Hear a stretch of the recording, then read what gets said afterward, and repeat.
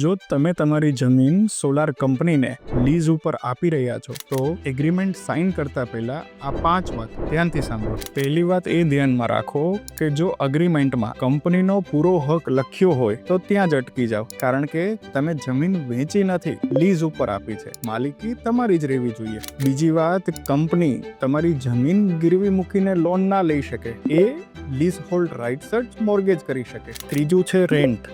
20 થી 25 વર્ષ સુધી એકનું એક ફિક્સ્ડ રેન્ટ ના ચાલે. 3 થી 5% નોર્મલ ઇન્ફ્લેશન પ્રમાણેનો વધારો જરૂરી છે. ચોથી વાત એ ચેક કરો કે પ્લાન્ટ ગમે ત્યારે ચાલુ થાય, પણ રેન્ટ તમે જે દિવસથી જમીન આપો છો તે દિવસથી જ ચાલુ થઈ જવું જોઈએ. અને લાસ્ટમાં એ ચેક કરો કે 25 વર્ષ પછી જમીનને ઓરિજિનલ કન્ડિશનમાં લાવવાનો ખર્ચો કોણ કરશે. જો આ ક્લિયર નહીં હોય તો પ્લાન્ટ ખસાડવાનો બધો જ ખર્ચો તમારા માથે આવશે.